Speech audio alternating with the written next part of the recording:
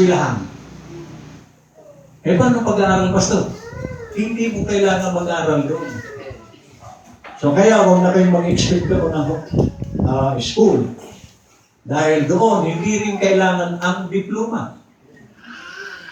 Okay, sa lupa, kailangan ng diploma. Kasi pagkakapasok ka ng trabaho, hanapin siya yung diploma. Doon, hindi mo kailangan ng diploma. Wala kasi doon hahanapin na professionalism. Hello? Bakit? Kasi si Lord, di ba? Si Lord nung pumili ng mga alagad, tulad ng sinabi ko sa inyo kanina, sina Pedro, wala akong aral. Ako nyo, ang pagkakaiba ni Lord sa tao. Siguro dito sa lupa, kailangan mo kasi pag mag-apply ka ng trabaho.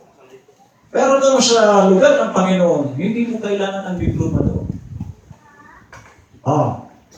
Si John the Baptist, laking bundok, hindi nag-aral. Pero propeta ng Diyos. At nagmumura pa si John the Baptist. Imposible naman, Pastor, na nagmumura. Ano sabi niya sa mga tao? Kayong mga lahi ng ulupong. O ano ba yung ulupong? Ahas, ano yung ahas? Demonyo. O di ba nagmura ka na? Kayong mga... Hello, which na hindi pa natin nagagawa. Pero, ang mga alagad doon, mga walang aral. Kaya hindi natin sila pili. Pag pumili si Lord, hindi po yung mga matataas na tao. Ang pinili ni Lord, si John, si James, wala po mga pinag-aralan at mga mangingisda. So kaya huwag ka doon mag-expect na pagdating mo roon, may eskwelahan. Iba po sa langit. Amen. Wala na rin doon walang Marcos na presidente, walang Aquino, walang Duterte sa langit. Wala. Kaya doon, huwag kang mag-expect sino kayo ang presidente rito. Awan, angga po. Amen. Walang gobernador doon.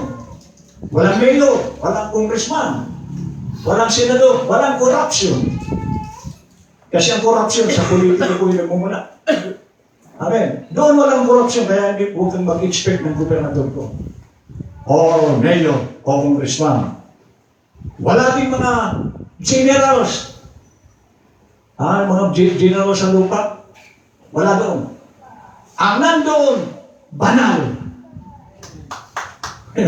Mga matitinong tao po ang nandoon. Pag ikaw doon ay hindi matino, wala ka doon. Kasi ang papasok doon, puro mga matitino. Kaya nga ang itinuturo sa atin lagi dito, magpakatino. Kasi hindi ka papasok doon, hindi ka matitino. Amen. Okay, bago ko po dalhin ang mensahe ng propeta, patutunayan ko sa inyo na ang mga pinili ng Diyos ay maliliit na tao.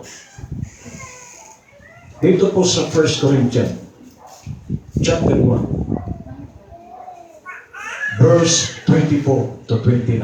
Tingnan niyo po kung paano pumili ang Diyos na tao. Dahil marami sa mga tao, ang pupuntahan nilang church, tapos ng Bible school, ang pastor. Nag-araw talaga ng 12 years. Pero ayon sa Biblia, ano ba mga pinipili ng Diyos? 24? Ngunit sa kanila na mga tinawag, ayan po si Lord, tinatawag niya ang tao niya. Maging mga Hudyo at mga Grego, si Kristo ang kapangyarihan ng Diyos at ang karunungan ng Diyos. Sino ba ang karunungan ng Diyos at kapangyarihan? Si Kristo. Sapagkat ang kamangmangan ng Diyos ay lalong marunong kayo sa mga tao. So kumbaga, anumang inaakala ng tao na sa tingin nila kamangmangan sa Diyos, ito ang pinakamahina. Even, sabi niya, sapagkat ang mga ng Diyos ay lalong marunong kayo sa mga tao, at ang kahinaan ng Diyos ay lalong malakas kaysa mga tao. So, ang inaakala nilang pinakamahina sa Diyos, ito ang pinakamalakas. Higit sa mga tao. Amen. 26, sapagkat mas na ninyo ang sa inyo ipagkatawad. Kumaga, obserbahan niyo ang sarili niyo. Obserbahan niyo kung paano tumawag ang Diyos. Mga kapatid, na hindi ang maraming marurunong.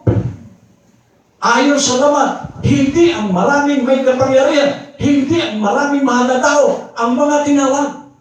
Hindi abogado. Hindi nagtapos ng summa cum laude. Hindi doctorate. Hindi pa yan ang tinatawag ni Lord. Sino pastor? 27. Kundi pinili ng Diyos ang mga bagay na kamangmangan ng sanglibutan upang hilain niya ang mga marurunong at pinili ng Diyos ang mga bagay na mahina ng sanglibutan upang hilain niya ang mga bagay na malalakas. Sino po pinili ng Diyos? Yung mga mahihina sa tingin ng tao. Yung mga sa tingin ng tao walang magagawa. Tulad na Pedro, walang magagawa. Ay hindi nag-aral, hindi niya alam isulat ang pangalan niya. So pagdating sa taste ng Diyos, hindi yung galing. Amen. Kung magaling ka dito sa Diyos, hindi ka kailangan. Amen. Ang kailangan ni Lord, yung taong walang alam na gusto niyang magpasakop sa salita ng Diyos. Yun po ang pinipili mo. Hindi yung nagtapos ka ng kung ano-ano. Hindi po yan. Hindi kanya kailangan. Pero kahit nagtapos ka, kung ikaw ay nagpapakababa sa Diyos, o yung bilang ko tulad ng Apostol Pablo, tapos ng Bible Story, Gamaliel. Pero, nung tinawag siya ni Lord, isinuko niya lahat ng kanyang kaalaman, nagpasakop siya sa Diyos, naglingkod siya ng buong pagpapakumbaba sa Diyos. Iyan ang pinipili. Yung mga taong nagpapakumbaba. Amin, hindi po yung, okay. Katulad po ng relihiyon. Yung mga miyembro pinag-aaral ng Bible School para daw pagdating na araw, may mga pastor na mga magagaling. Hindi po yan ang kailangan ni Lord. Ang kailangan ni Lord, yung puso na nagpapakumbaba sa Diyos. Kasi hindi po ito pagalingan. Kaya na nakikita nyo, walang profesional na pinili si Lord. Puro mga mangingisda ang karamihan. Amen. So kung tayo po magpapagalingan dito, hindi. Kung ako man magaling, aalis na lang ako na hindi rin ako kailangan ni Lord. Amen. Sapagkat ang kailangan ni Lord, nagpapakumbaba. Amen. 28. At ang mga bagay na mababa ng sanglibutan. Ayan, yung mga wawala, sa tingin mo walang magagawa. At ang mga bagay na hinamak, o yung mga hamak, yung sa tingin ng tao ay yung binubuli-buli. Kapag ganyan ang tao, huwag mo mamalitin niya. Baka hindi mo alam, baka piliin nilo niya. Yung sa tingin mo, wala ito magagawa. Sapatos ito, butas-butas. Damit, butas-butas. Huwag mo mamalitin niya, baka piliin. Kasi dyan pumipili si Lord. Bakit na sabi niya, Pastor? Ito. Nung sabihin ng Diyos, napapalitan niya na si Haring Saul bilang hari, inutusan niya si Propeta Samuel, pumunta ka sa mga anak ni Jesse. So, pumunta si Samuel para pumili ng magiging haring kapalit ni Saul. Pinalabas ni Samuel kay Jesse. Jesse, ilabas mo mga anak mo kasi sinabi ni Lord sa akin, sa mga anak mo, ako pipili ng hari. So ngayon, ang dinala ni Jesse sa harap ni Samuel, yung mga sundalo na anak niya, mga matitikas, mga gwapo.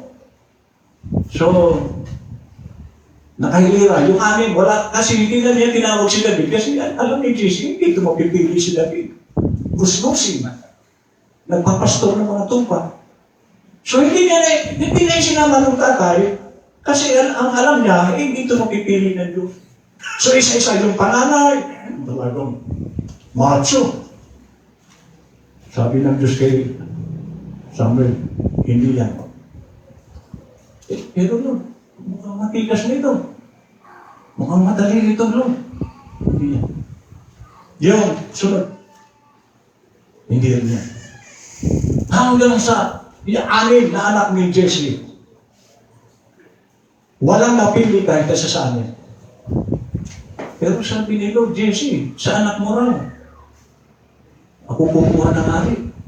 Eh, meron akong anak dyan, no? Pero wala yun. Pipitsugin yun. Gustusin yun. Walang magagawa yun. Tawagin mo nga. Pinatawag si David. Nakita ni Samuel.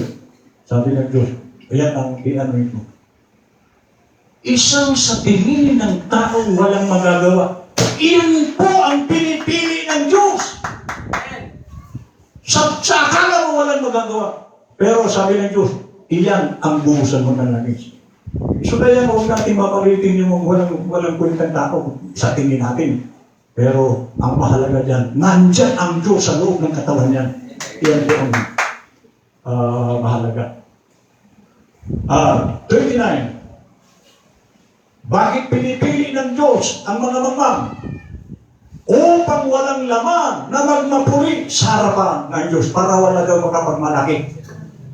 Kasi kung may aral, nag-aral, ang dami ang diploma, ay magmapalaki mo yan.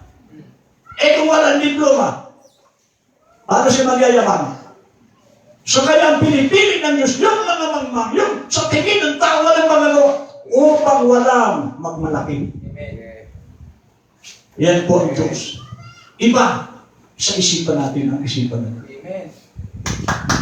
Amen! Kaya salamat. Isa rin ako sa hindi nag-aral. Isa rin ako sa hindi professional. Salamat. Pinili ako ng Diyos. Ito pong mensahe natin. Iba po ito. Hindi nyo ito maririnig sa ibang church. Maliban sa kasama natin church. Third coming po ito. Pero, biro mo yan, ang dami ng pinapasan, di ba, second coming. Eh tayo, sa panatong yun ito na buhay. Amen. Kaya pasensya na kayo dahil si Pastor, hindi po ako nag-aral. Ano yung tawag si Pastor? Electrical, engineering. Kaya nung tapusin yan, electrical. Si brother, tapos din ang electrical yan. Amen. Okay. Now, punta po tayo sa mensahe.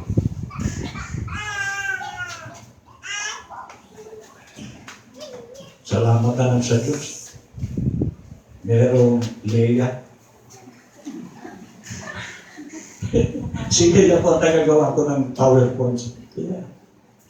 Si Lord talaga magaling Kasi alam niyo, hindi ko ito kaya gumawa. Kaya nagpadala ng Leia. Amen. Mga dinala po sa akin ito ni Leia. Mga PowerPoints. Ginawa po ito ng ating kapatid. The Lord's Day.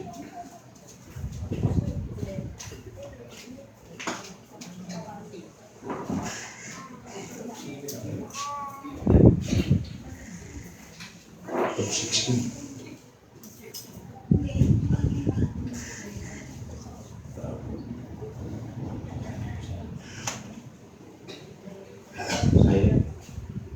May ibibigay na naman sa akin Bea. Pagawa ko ako ng bago para sa Bicol. Ipipreach ko sa Bicol. Pinagawa ko ng Bea. Salamat mayroong Bea. Amen. Salamat sa Diyos. The Lord's Day. Sabi ko ng prophet sa Patmos. Alam mo ito si John, ang Beloved.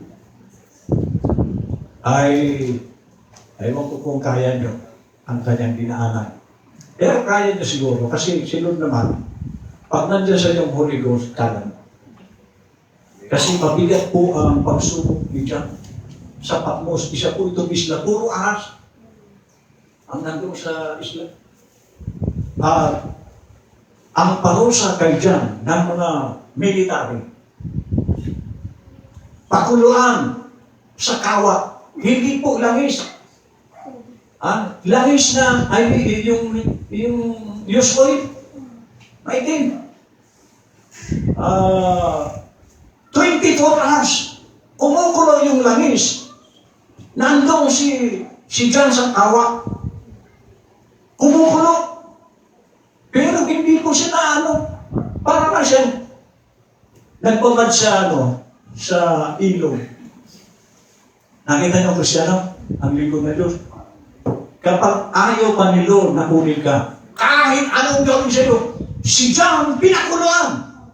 Hindi man lang siya napasok. Yan po ang Kristiyano. Pag nandyan sa iyo si Lord. Amen. So, yun po ang karanasan ni John. At sabi niya rito, bakit nangyari kay John yung gano'n na hindi ba na siya na ano? Ang sabi po ng Bible, I was in the Spirit. So, ibig sabihin, si John ay nasa Espiritu niya ako ng Diyos. Ibig sabihin, taglay ni John ang Espiritu ng Diyos. Tama niyo? Kaya natingnan niyo ito. Kayo, naranasan niyo sa dito. O ilan yung mga nandito ngayon noong dumating yung bagyo. Balita sa TV, sa dyaryo, darating ang bagyo. Biyernes. Nagpiprayer tayo dito. Dumating ang bagyo, nagliparan yung mga nyug dyan. Nagliyatan ng mga poste sa lakas ng hangin. Anong sabi natin? Sa pangalan ni Jesus, tumaas ka hangin. Sumunod yung hangin. Why? Sapagkat ang Espiritu nasa atin. Susunod po yan. At si John pinakuluan siya, hindi man lang napasok. Why? I was in the Spirit. So, ibig sabihin, dapat tayo lagi nasa Espiritu ng Diyos sa lahat ng oras. Dahil maraming disgrasya, maraming nangyayari sa mundo ito na kung wala sa iyo ang Espiritu ng Diyos, pili kang mapahamak. Sabi ng prophet, isn't that just beautiful? Man, I love that. Alin? I was in the Spirit. So kaya nga ito po ang lagi natin taglayin sa buhay natin, na tayo po ay ginagabayan ng Santong Espiritu ng Diyos. Yan ang kailangan natin. You could just call those words, ano yun? The whole of the Christian life, oh! Pag ikaw pala ay nasa Espiritu ng Diyos, iyan ang kabuuan ng Kristiyano, na you are in the Spirit. If we are going to live as Christians, we have to live in this Spirit. Kung nais natin mamuhay bilang mga Kristiyano, dapat daw tayo nasa Espiritu lagi ng Panginoon. Ba't nasabi ito ng propeta? Kasi marami pong tao wala sa kanyang Espiritu ng Diyos. Dahil kung nandyan sa kanyang Espiritu ng Diyos, dapat follower siya ng Diyos. Ano nga nasabihin sa kanya ng Diyos? Susunod siya. Kasi ang Espiritu kasama niya. Ang Espiritu ang naglilid sa Kristiyano. Sabi niya ito. John was not talking about being in his own spirit. Espiritu na yun. Pero ang sinasabi ni John, ang Espiritu ng Diyos na sumasa kanya. John was not talking about being in his own spirit. That would not have brought this vision. So, yung vision ng buong revelation, hindi ito makikita ni John kung siya nasa kanyang Espiritu. But dahil sa Espiritu ng Diyos na sumasa kanya, ipinakita ng Diyos lahat ng mga magaganap. Amen. At iyan din po ang ating propeta, lahat mula Genesis hanggang Revelation, nakita ito ng propeta. Bakit? Siya namumuhay ayon sa Espiritu ng Diyos. Amen. So, ibig sabihin, wala tayong makikita na naman. Kaya sabi niya dito, it has to be the Spirit of God with us too, or all our efforts are in vain. Sayang lang ang ating pagpapatuloy kung tayo nabubuhay ayon sa ating mga espiritu lang. O di dapat, sabi po ni John, I was in the Spirit. Now, behold, kapag tayo po ay nasa Espiritu ng Diyos, the whole of the Christian life, utmost vision. Paul said, I will pray in the Spirit. I will sing in the Spirit. Paano mangyayari ito, Pastor? Alam niyo sabi ko nga sa inyo, Ito, ginagawa ko ito, pansarili kong prayer. Pagka known language ang gagamitin mo sa prayer, nakikinig po si Satanas. Ano? At pwede po niyang ma-intercept yun. Pwede niyang hadlangan yung prayer mo sa Diyos kasi naiintindihan niya yung prayer mo. But when you pray in the Spirit, paano ba pag-pray ng Spirit? Dinadaan ko po sa tongues, prayer in tongues. Hindi na po yung maintindihan ni Satanas. Okay nyo? So, kaya sabi ito, I will sing or I will pray in the Spirit. I will sing in the Spirit. Paano yung pastor? May mga awit po tayo na hindi po naiintindihan sa Satanas. Okay? Ilan daw ang gawin natin? Sing in the Spirit, pray in the Spirit. I will live in the Spirit. If there is anything good that will come to me, it has to be revealed by the Spirit. So, sabihin, kapag ang isang tao ginagabay ng Diyos, i-reveal siya ng Diyos ang tamang dapat natin gawin. So, hindi kanya dadalhin sa mali. Kaya maraming mali na tao, maraming nagkakamali, nagkakasala kasi hindi po leading ng Holy Ghost ang kanyang buhay. So, ibig sabihin, magpa-lead po tayo sa Holy Ghost. Amen. Confirmed by the Word and made manifest by the results it will.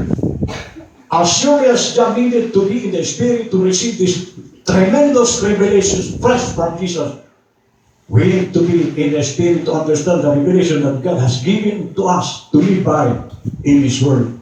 For it is the same Spirit. Ang mensahe ng propeta, ang dami pong nangangaral niya, nagtuturo. Pero, sabi ko nga doon sa isang bisita natin, nakausap ko noong linggo ng gabi, na mamili ka ako. Kung kakain ka, ito, maglalagay tayo ng pagkain dito. 2 pagkain. Itong isa, mahigit 1 buwan na. Iniinit lang. Itong isa, ngayon lang niluto, bago. Alin dito ang kakainin mo? Ay, siyempre, ang gusto dito, bago. Correct. Dito, ang dami pong mensahe, ito lalo na kung ito'y galing sa Bible School, wala pong bago dyan. Hello? Pag galing sa Bible School, wala na pong bago dyan. Puro na yan na noong araw pa, tinuturo. So mamili ka, itong bago o yung luma.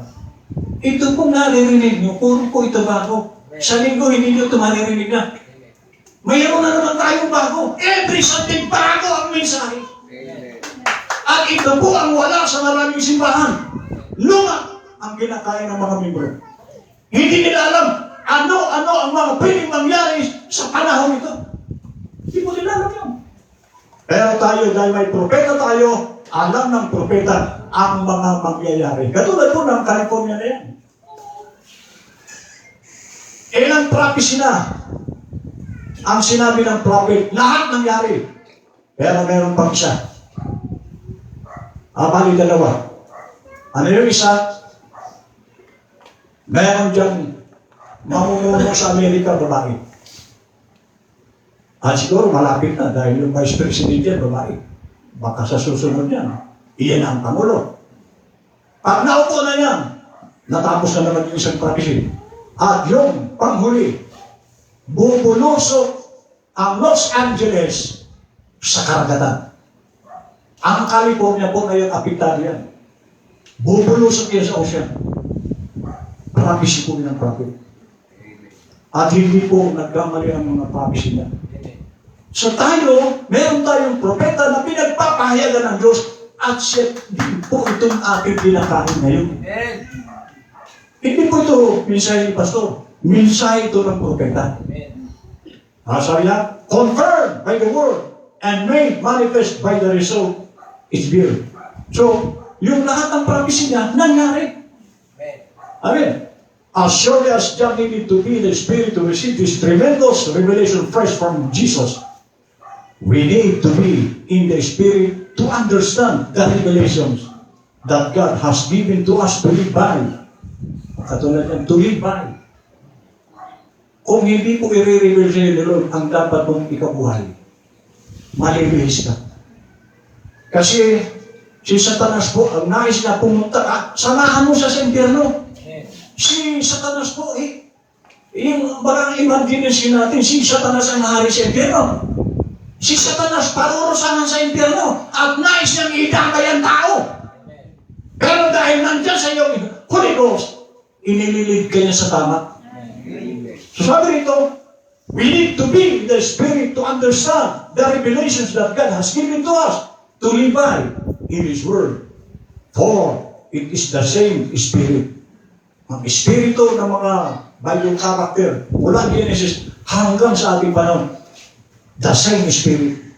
Kung paano sila nilid ng Diyos, ang Espiritu rin ng Diyos ngayon ang naglilid sa atin. Nakasabi po rito sa Patmos. This is man's day. Alin yung man's day? Itong panahon na ito. It is man's doing. Man's work. Man's church. Man's idea of worship. Man's everything. Puro po ito ng tao. Okay. For it is a man's world. Itong mundo ito. Daigdig ito ng mga tao. But the day of the Lord is coming. This is 19 tama natin. So, ang propeta po natin naman ay 1965. So, sabihin natin 1965 dito. Sinabi niya, so ilang taon na mula noon hanggang ngayon? 65. Ilan na? More than 60 years na yan. 59. 59 years na na. Nung sinabi niya, ano ba yung sinabi niya? Ito. But the day of the Lord is coming. So, 59 years ago na. Yes, it is. It is just that at this time of the revelation of Jesus Christ, John was taken up by the Spirit. So, nirapture si John ng Espiritu. Nakita nyo, buhay pa si John. Nirapture siya, ipinakita ng Diyos kay John yung mga future event, yung mga mangyayari.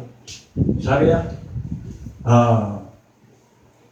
John was taken up by the Spirit and transported by the Spirit to that great day that is coming. So merong araw na darating, 1965. May nakita si John na parating na isang araw. Okay, sabi niya, great day. Ay pag sinabi ko great day, mensahe ko ito. At event. Okay. So sabi niya, that great day that is coming. Okay, ito po ang mabigat. Sabi niya, the Lord's day is when the days of men are over. Kailan daw mangyayari yung sabi ng coming na Lord's day? Kapag tapos na ang araw ng tao. Eh, di matagal kayo, Pastor? No. Anong ibig sabihin ito na? When the days of man are over, the kingdoms of this world will then become the kingdoms of our God. Ang world po dito yung itong flesh man natin. Para dumating sa iyo ang great day, Lord's day, tapusin mo na maghanay sa Satanas sa buhay mo at ang papalit dyan, kaharian ng Diyos. Ito po yung world. So matatapos lamang ang daigdig, ang mundo, ang sanlibutan sa buhay mo kapag dumating na sa iyo si Jesus Christ. Pero kung nandiyan pa sa iyo ang mundo, hindi darating yung great day na ito. Hindi darating yung Lord's day sa tao hanggat hindi ito napapalitan ng pag-aari ni Jesus sa buhay natin. Pero pag dumating na ang panahon na si Jesus Christ na ang nag-ahari sa iyo, tapos na ang kingdom ng mundo nito sa iyo. Individual po ito, hindi po ito grupo-grupo. Ang salvation natin dito, hindi po yung lahat ng mga membro ni Pastor laban natin dyan. No. Sabi ng prophet, salvation is an individual affair sa Diyos. Amen. Ang salvation mo, bahala ka dyan. Gawin mo rin ang nararapat. Ang anak ko, hindi ko yung maililigtas. Gumawa rin sila ng pagsunod sa Diyos para sila maligtas. So hindi po ito yung mga libro naman ni Pastor na pala, sige, papasok. No. Papasok tayo doon. Sumunod tayo lahat sa sinasabi ni Diyos. Amen. The Lord's day is when the days of man. Tapusin mo na yung mga araw mo. Yung pamumuhay mo sa sanlibutan, tapusin mo yan. Para dumating na sa iyo ang Lord's day. Amen. Kahit buhay ka pa, magiging Lord's day ang buhay mo. The kingdoms of this world will then become the kingdoms of our God. Hindi ko ito ituturo sa ibang church. Hindi mo ito maririnig. Wala po sila kasi propeta. And what is the prophet? The prophet is the eye of God. Sa kanilang pinakikita, Amos 3:7, naghahayag lang ang Diyos sa mga propeta ng mga sikretong bagay. At ito po'y sikreto. Maski ang coming ni Lord, hindi po ito alam ng marami. Subalit inihayag po ito sa atin ang coming ni Lord. Amen. Sila lagi. Oh, waiting. But sa atin, asumpada. Amen. Now, person, Adan ni Kristo. Kanya, si kayo man. Andyan siya si Kristo. Sumasama si Kristo. Parating? O nandyan sa inyo? Andito sa atin. Sino hinihintay nila? Amen. Amen. Tayo nandito si Kristo. Dahil kung wala si Kristo, hindi natin kasama. Sino ang tagapagligtas natin dito sa lupa? Kaya tayo ligtas sa lahat ng lakad natin kasi kasama mo ang Diyos. Amen. Sabi rito,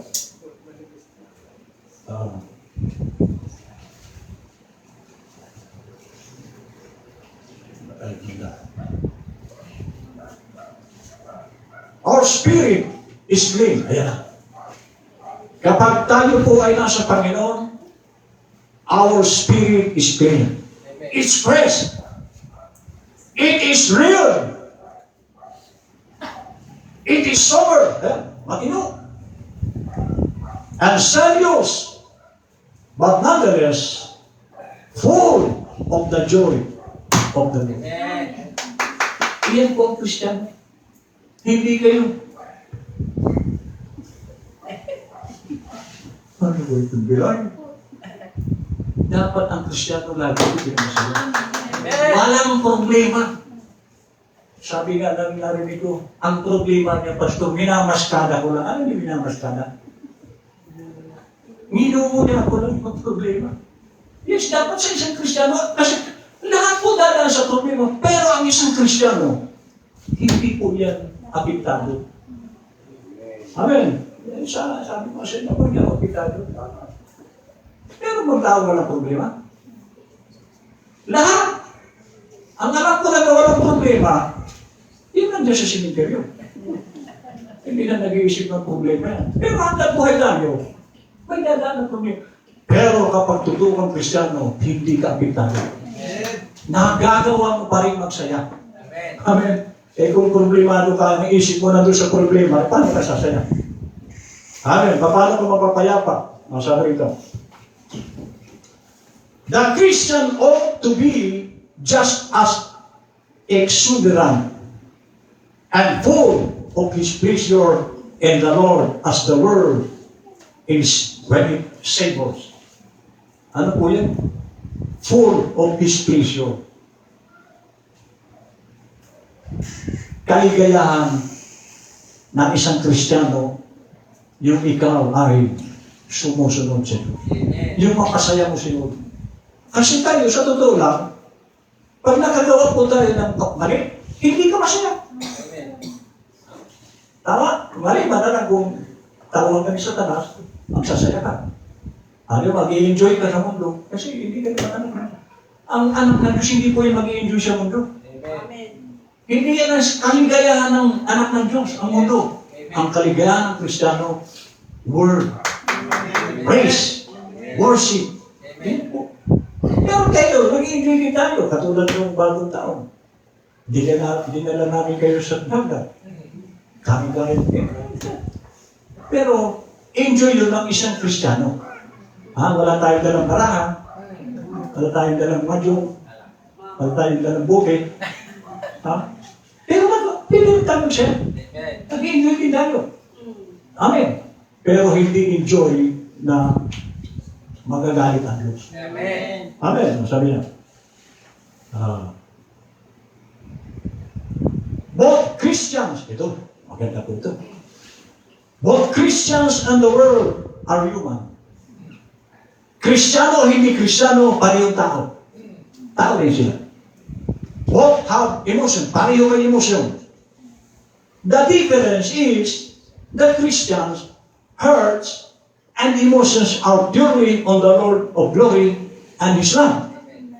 So ang Kristiyano, pagkakaiba, ay ang kanilang puso at emosyon ay tunay na nasa Panginoon ng kaluwalhatian at pag-ibig. While the world satisfies the flesh. So ang mundo, ang sinasatisfy nila naman.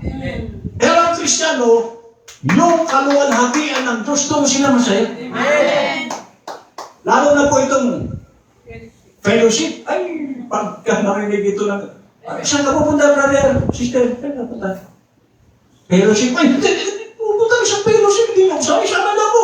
Hindi po, pakiramdam ng tao. Masaya siya pagdating sa mga gawain ng Panginoon. Pero, iniyaya ka sa fellowship. Saan ka pupunta? Fellowship. Fellowship. Hindi ka ba nagsasama sa fellowship? Fellowship na naman. Araw. Amen. Ang tao pong ang kaluwalhatian lagi ni Lord, ang nais niya, nagsasabay. Pagdating sa fellowship. Meron nga tayong kapatid. Manila pa po ito. Kagagaling ka dito. Uuwi na naman daw. So parang ginawalang kalasya ang Manila. Ang dahilan, fellowship. Bakit kasi meron doon sa kanyang loob ng puso na gusto niya fellowship? Amen. Amen. Yan po ang Kristiyano. Lagi siyang sabi, uhaw, pagdating sa fellowship. Amen. Yan po ang puso ng Kristiyano. Ano pag, ayun ka, kapupunta na sa Manila, uuwi na naman daw. Dahil sa fellowship. Magkano ba masahin na? Mauubos ang dito nito sa yayaman ng kongreto nito. Pero, kasi mahal na ang fellowship. Yan po ang Kristiyano. The difference is the Christian heart and emotions are purely on the Lord of glory and His love. While the world satisfies the flesh. Ang pinasasaya ng mundo, ikapan niya. Amen. Ganun ka ba? Hello, brad. Pinasasaya mo mundo. Pero maganda yung testimony mo. Pinakinggan ni Lord. Ang prayer ko. Pero kaya, sabi mo sa Bagyo. Sa Bagyo, sa Ago. Hindi mo sinabi, sa kalasyaw na lang Lord. Sabi mo, gusto mo malapit eh. O kaya, dito sa tabi ng church. Amen. Sabi ko rito, John was in the Lord's day. At dapat ganun din tayo. Nasa Lord's day. Ano yung Lord's day? Kapag tapos na sa'yo, yung mga araw mo sa mundo, nandun ka sa Lord's day. Ay, tinapos mo na ang mundo sa buhay mo. No longer the priest. Iba na ito. Sabi niya, hindi na siya sacerdote. Si Lord po ngayon, hindi na po siya sacerdote. Noon, siya priest. Ano po yung priest? Mediator. Ano po yung mediator? Sinner. Nasa gitna si Lord at ito yung salvation. Namamagitan si Lord sa ating noon. Namamagitan si Lord sa kanyang panahon bilang mediator as priest para sa kaligtasan ng tao. But now, sabi niyo, no longer the priest. Revelation 1:13, and in the midst of the 7 candlesticks, ano po yung candlesticks? 7 church ages. Ha? One like unto the Son of Man, si Lord yun, clothed with a garment down to the foot, and girt about the paps with a golden girdle. It is the Lord's day. Ano nakita ni John? For John sees him standing, not as a priest. Hindi na siya ngayon sacerdote. Hindi na siya mediator. Ang nakita ni John. But as the coming judge. So si Lord po sa panahon ito, hindi na po siya hindi na po siya mamamagitan sa kasalanan. Sa ngayon, si Lord po ay judge. Ano po yung judge? Tagahatol. Hindi na po siya makikialam ngayon sa kasalanan mo. Sa isang Kristiyano, although ang Kristiyano po hindi po i-judge, but ang papel po ngayon ni Lord, hindi na mediator. Kundi isang judge. The golden girdle is no longer girt around the waist. Oh, so yung big kiss, dati na mediator siya, ang big kiss niya, nasa baywang. Ha? Pagka ba tao, si Lord, noong panahon, ng mediator siya, ang big kiss niya, sa baywang. Saan napunta pastor yung big kiss niya? The golden girdle is no longer girt around the waist, where the priest must wear it as he ministers to God in the holiest place, but is now around his shoulders. So, yung bigkis niya, inilipat niya sa balikat. Anong simbolo yung pastor? Na nasa balikat ng ang bigkis. Sabi niya. But it is now around his shoulders. For he is not now the priest, but the judge. So dito na po sa balikat yung bigkis, kasi judge na siya. At hindi na po niya yung ililipat sa baywang ulit. So, sa maniwala po sa hindi, dahil ito po ay nakita ni John, doon pa. Ha? Si Lord po ngayon, judgment day na po ito ngayon. Kaya huwag kayong magtaka, bakit ang daming mga nagkakagulo, ginajudge na po nila ito lupa. Sa dami ng kasalanan ng tao. Amen. Ginonaw ni Lord ang mundo ng panahon ni Noah dahil ang sabi ng Biblia, sa sobrang kasalanan na ng tao. Galit po ang Diyos sa kasalanan. Kaya pag ang tao na bumuhay sa kasalanan, galit yan ang Diyos. Amen. Huwag mong sabihin natutuwa sa Diyos na nandiyan ka sa kasalanan. No. So ngayong panahon na ito, higit pa po ito sa panahon ni Noah ang kasalanan ginagawa ngayon ng tao. Kaya iniligay ng Lord ang kanyang bigkis, di wala na doon sa baywang, nandito na sa balikat. For he is not now the priest, but the judge. Now has John 5:22 come to pass? For the Father judgeth no man, but hath committed all judgment unto the Son. So ang judgment po, ipinaubayan ito kay Lord. Amen. Amen ngayon, paano kang i-judge ni Lord kung anak ka? Pero pag hindi ka anak ni Lord, kasama ka sa judgment. Amen. So sana lahat tayo dito po anak ng Lord. Amen. Amen. Okay. But have committed all judgment unto the Son. His service has been rendered. The priesthood is over. Siguro ito. Ito pong gospel man. Kita niyo dyan? Nagpasimula po ang gospel sa Jerusalem.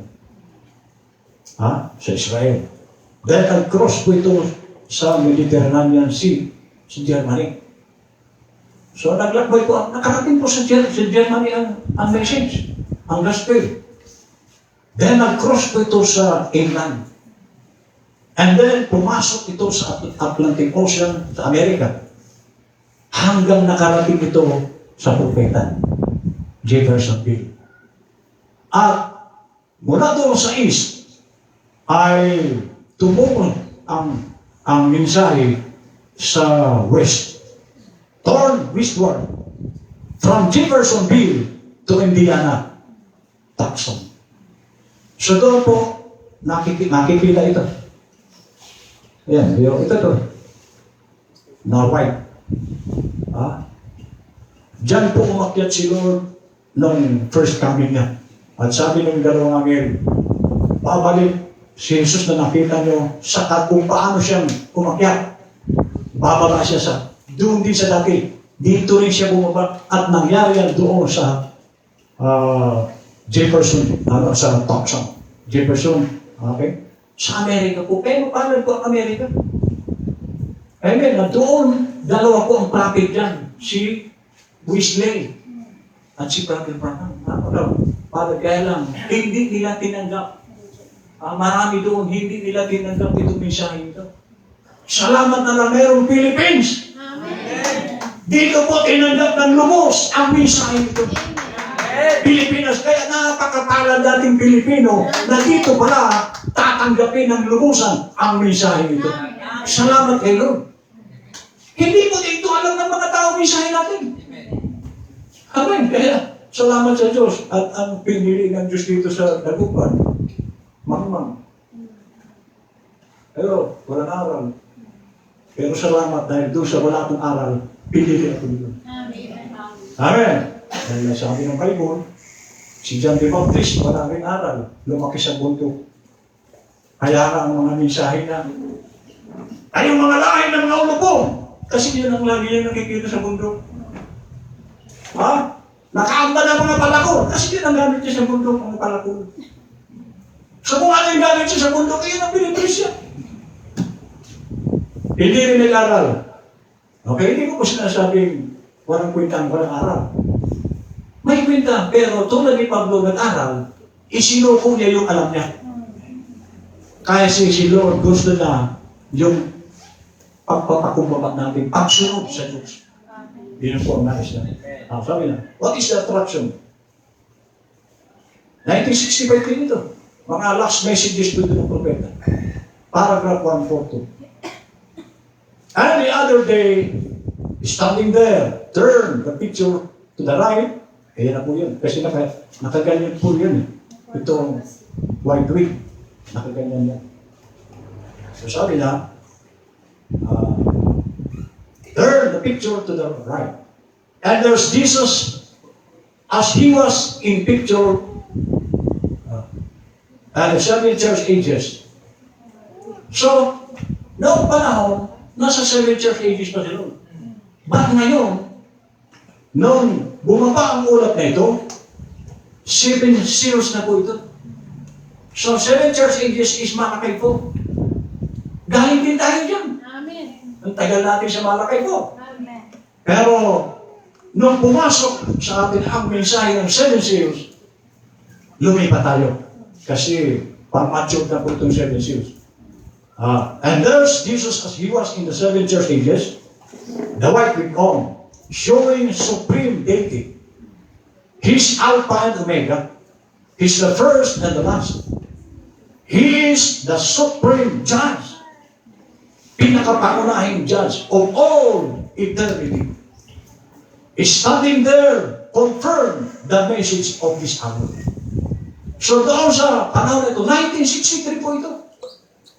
Kinumpirma na ang mensahe nandiyan na. So kaya new field, bagong bagong sakahan. Amen. So sabi niya, He's Alpha and Omega, He's the first and the last, He's the supreme judge of all eternity. He's standing there, confirm the message of this hour. So yung mensahe po kayo, ito na yun, itong ating mga naririnig, itong mensahe. Na ulitin ko, hindi po ito maririnig kung hindi ka third coming believer. Amen. Sa atin lang po ito, binigay ng Lord. So kaya, kawawa naman yung iba. Amen? Kaya tayo po, nag-declare na tayo sa buong mundo po, nakita yung karatulan natin sa Bimalig. Third coming believers. Wala pang pinag-uusapan tayo, mga tao ito. Wala pa nga second coming, third coming na. Iyon ang alam nila. Pero tayo, alam natin na ang first coming mula nung isilang si Lord to Pentecost, first coming ko yan. Pagdating sa Pentecost, dumating ang tongues of fire. Second coming po ni Lord yan. In the form of tongues of fire up to 1963. At ang first coming ni Lord, ang usher po dyan, si John the Baptist. Ang second coming is Brother Branham. So kung wala na si Brother Branham, ibig sabihin, ang second coming is past. So yung 1963 to now, third coming po. Hindi po ito nakikita ng maraming simbahan. Pero tayo nakita natin. Amen. Now, his hair as white as snow. Ito po yun. Ha? Sa ano po yan? Sa nasa Bible po yan. John first notices and mentions the whiteness of his hair. It was white. And as bright as snow. At tulad ng snow, ang puti. This was not because of his age. Ha? Na, hindi po uban. Ha? Okay. Hindi dahil sa puti ang buhok niya dahil sa edad. Ha? Hindi yun. The brilliantly white hair does not signify age, but experience, maturity. And wisdom. The eternal one does not age. What is time to God? Time means little to God. But wisdom means much. It is as when Solomon called to God for wisdom to judge the people of Israel. So, anong klaseng judgment ang hawak ni Lord? Fair, just. Amen. So, kaya nga, pagdating po sa pag-judge ni Lord, hindi po makakareklamo ang tao. Kasi, according to what they have done, ang judgment ni Lord, ibabase niya sa ginawa ng tao. So, ngayon, paano po magkakapagsinungaling ng tao sa judgment ng Diyos? Ang tao po may mga record, di ba? Sa cellphone natin, ito, nagsasaya tayo sa beach, ayan, ka-record. Paano mo i-deny ang record sa mga ginagawa mo? Lahat po tayo naka-record dyan sa Diyos ang ginagawa natin. Paano mo yan i-deny? Ang tanging makapagbubura niyan, repentance, tumigil ka na. At mamuhay ka ayon sa kalooban ng Diyos. Pag hindi, mananatili ang record mo sa Diyos. Makikita mo yun sa araw ng judgment. Sabi mo, ay salamat, ligtas siguro ako. Sa kala mo. Ipa-flash doon sa isang malaking pilon. Mula nung bata ka, ipakikita doon. Hanggang sa lumaki ka, hanggang sa tumanda ka, makikita doon ng napakaraming tao. Yung mga lihim mo. May lihim ka, makikita yun ng maraming tao doon. Paano mo i-deny? Hindi ka nakakapag-deny. Ang Diyos po ay just. Kaya nga tayo po ay tinuturuan, be sober, be vigilant. Bakit? Kasi ang Diyos po, nakikita niya araw-araw ang ginagawa natin. Paano mo yan itatago? Ang Diyos, nakikita yan. So wala po makapagtatago sa Diyos. Amen. Amen. Daniel 7:9-14. I beheld, till the thrones were cast down, and the Ancient of Days did sit. Ancient of Days, si Lord po ito. Whose garment was white as snow, and the hair of his head like the pure wool. His throne was like the fiery flame, and his wheels as burning fire. A fiery stream issued and came forth from before him. 1,000 ministered unto him, and 10,000 times 10,000 stood before him. Ang dami kong tao ito na naglilingkod sa Diyos. Amen. Ayan, sabi niya. Revelation 20:11. And I saw a great white throne. White throne judgment po ito. And him that sat on it, from whose face the earth and the heaven fled away. So, kahit sabi pa na rin, heaven and earth will pass away. All earth, all heaven, mawawala po yun. Kasi, meron po sabi ng Revelation, coming the new Jerusalem. New earth, new heaven. So, mawawala po ito.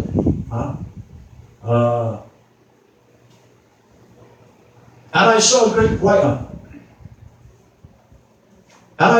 white throne and him that sat on it, from whose face the earth and the heaven fled away. And there was found no place for them. Wala silang masusulikan. And I saw the dead, small and great, stand before God.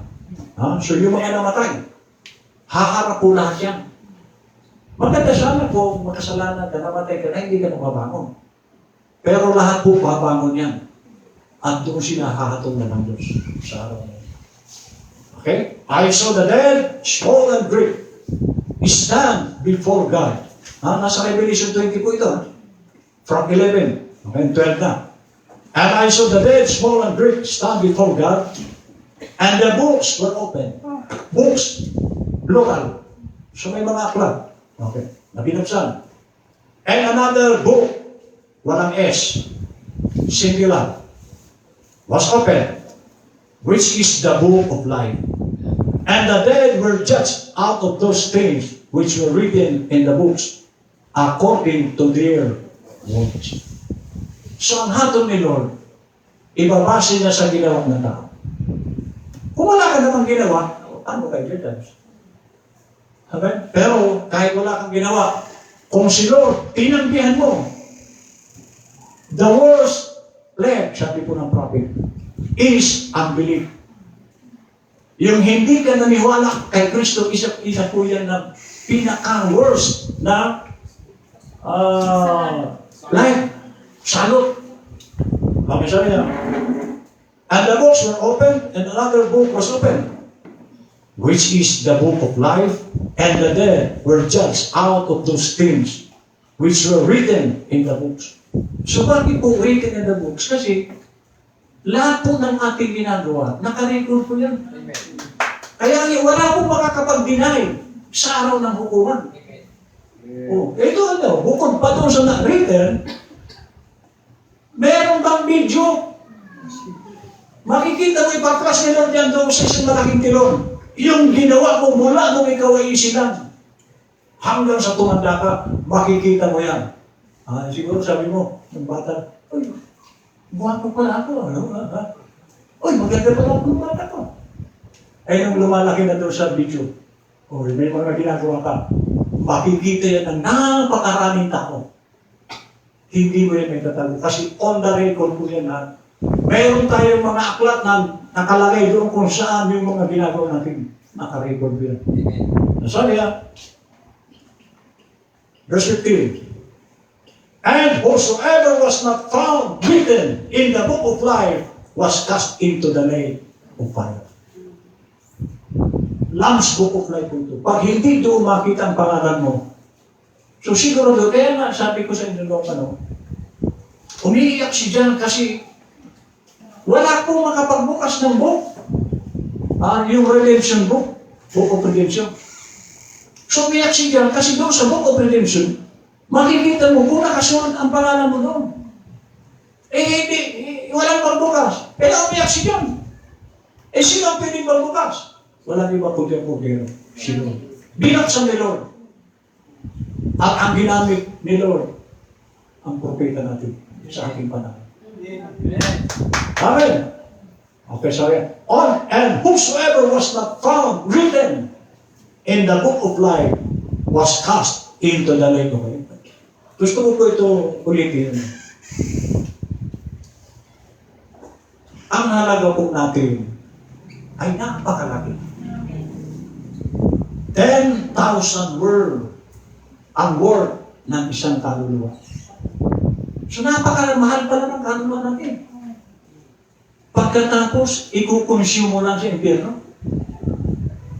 So kaya nga tayo nagsisikap dito na huwag tayo mapunta sa Ang impyerno po ang lagi.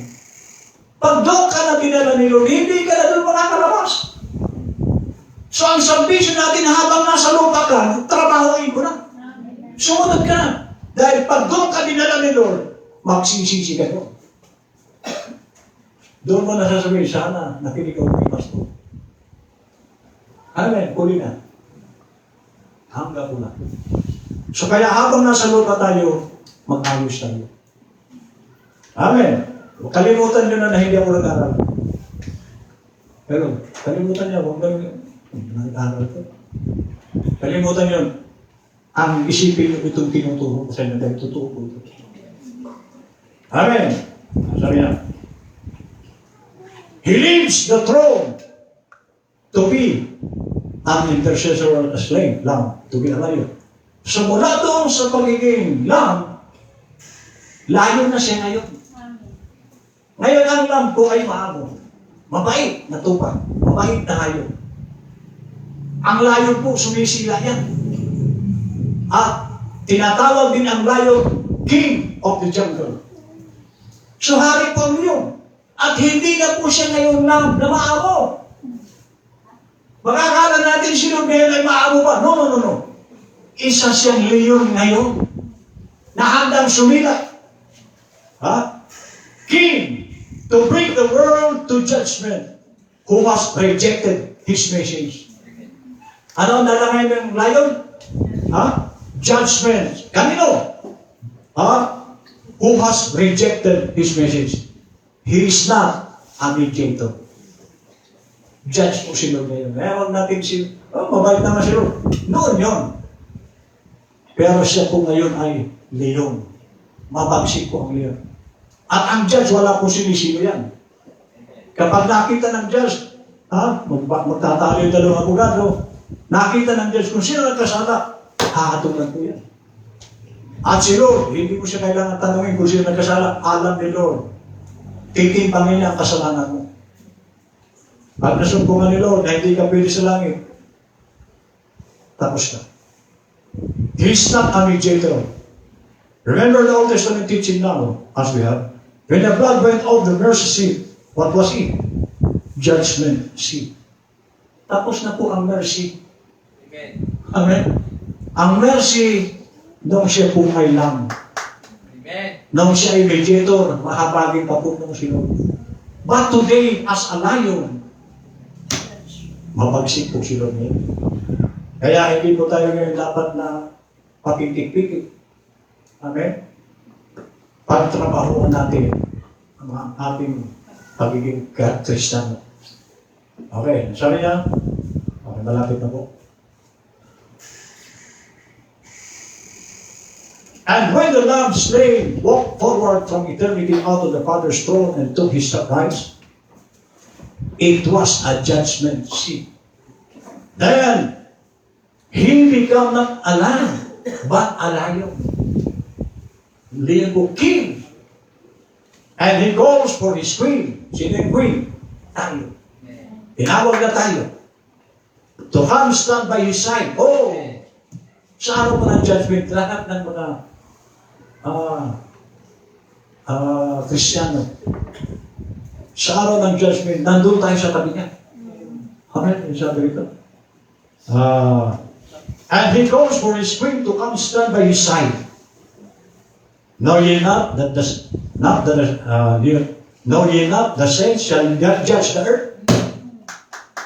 Sino po ang hahatog sa mundo?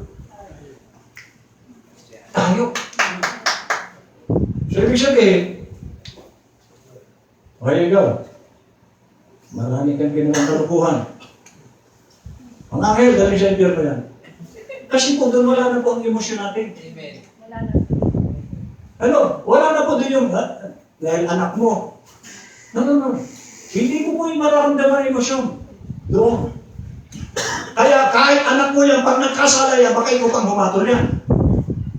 Kasi wala na po yung, hindi mo yung anak doon. Sa lupa, anak mo. Doon, hindi. Parang ibang tao na po yun doon. Pero, so kaya nga, turuan nyo ang anak nyo maligtas din. Baka ikaw pa, oy, Oh. O yan ang anak mo yan. Sige, hatulan mo na.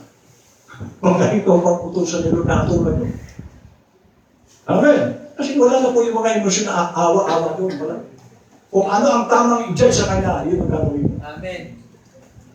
So yan. And he calls for his spring to come stand by his side, knowing not the saints shall judge the earth. Daniel said, the judgment was set, and the books were opened, and 10,000 times 10,000 ministered to him. Amen. So ang daming mga Kristiyano rin doon. Alam, mula noong panahon ng Old Testament, hanggang sa libo-libo rin pala na doon. Na nag-minister kay Lord. Now last. Now remember, when he come with his bride. So, the wife ministers to her husband. Naturally, sa ating mga bahay, ito po, si Jackie. Nung lalo na nung may sakit ako, talagang grabe ano sa akin ito. Bilang asawa. Kasi trabaho ko yan ang asawa, paglingkuran ng lalaki. So sabi rito, the wife ministers to her husband. And tayo po, lahat po tayo ay wife ng Diyos, ni Lord. Lalaki mga babae, kasi tayo po ay church, wife, tayo lahat. Ang iglesia po ay sumisimbolo sa babae. Si Lord, ang lalaki dito. Siya po ang husband natin. Nasabi rito, ang wife, nagmi-minister ito sa husband. So ano ibig sabihin? Dapat ikaw nagmi-minister ka rin kay Lord. Lahat tayo, bilang wife. The wife ministers to her husband. And 10,000 times 10,000 ministered to him. Judgment was set, and the books were opened, and another book was opened, which is the book of life. Not the bride at all. She's done gone up and come back and standing there in judgment of those generations that refused the gospel message. So ang i-judge po dito yung pinanggihan nila ang mensahe. Wala sa panahon ng, kasi may mga mensahe kung araw. Panahon ni Eva, Adam, ang mensahe nun, huwag kumain. Panahon ni Moses, ang mensahe ni Moses, ni Noah, ang mensahe ni Noah, isumagay kayo sa ako. Pagdating kay Moses, ang mensahe ni Moses, 10 Commandments. Pagdating sa New Testament, ang mensahe, pananampalataya na Jesus. Ano ang mensahe ngayon? Ano ang dapat gawin ngayon ng mga bride of Christ? Gawin mo. Amen. Ang sabi yan,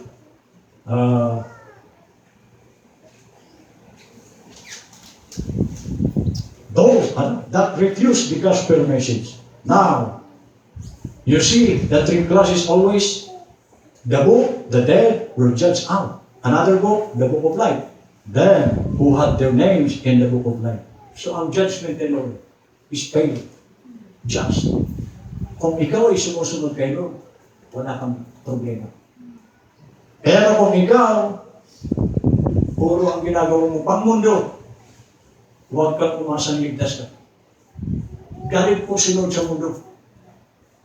Kaya nga tinuturuan tayo.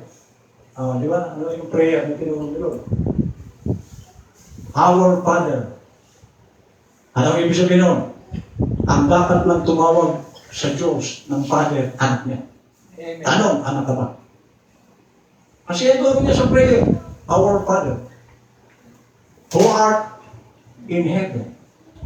Tiyakin mo na ang Father mo, tagalangit, kasi may mga nananalangin, nandiyan nagarinding. Kaya ang prayer nila, Ama namin sumasabingding ka. Hallowed be thy name. At ang mabigat, thy kingdom come, thy will be done in earth as it is in heaven. Ano ibig sabihin nun? Thy will, ang kalooban mo, ang masunod. Kung paano ang kalooban mo sa langit, ganun din sa lupa. So ano ibig sabihin? Kung ano ang gawain sa langit, gawin mo sa lupa. Kaya kung sa langit may tungi, magtungi tayo. Kung sa langit may lasingan, maglasing tayo sa lupa. Kung may sigarilyo doon, magsigarilyo tayo sa lupa. Kung may mga babae doon, magbabae tayo sa lupa. Kasi they will be down. Kung ano sa langit, yun ang gawin mo sa langit. Amen. At sa langit, pag-ibig. Iyon ang ating ipractice. Mahalin. Kaya sabi ni Lord, kahit kaaway, mahalin mo. Kaya doon maraming babagsak. Mahirap yan ang wala tayong magagawa. Yan ang utos niya. Huwag tayong magtatanim ng sama ng loob sa kahit kanino. Pati kaaway, ibigin. Huwag yan si Satanas. Kasi kaaway din natin yan. Huwag si Satanas. Kasuklaman mo si Satanas. Pero ang ating kapwa kahit gano'n kasama yan, kahit na pinakamasama na siya bumundo, mahalin mo yan. Kasi yan po ang utos nyo. Amen. Na pati kaaway, mahalin. At kapag nagawa mo ibigin kahit kaaway, dumating na ang Lord's Day. Amen. Amen. Iyan na ang araw ni Lord sa buhay mo. Dahil God is love. Ang Diyos ko ay pag-ibig. Ngayon, sulit ka natin. May sayang, may napulot ba tayo? Nawa, o mga kabataan, ha? Patakain natin, dito tayo sa church. Titignan po kung may natutunan kayo. Pakatulog kayo. Alright? Ngayon, pag-usapan natin kung isa. Okay? Eagles wings.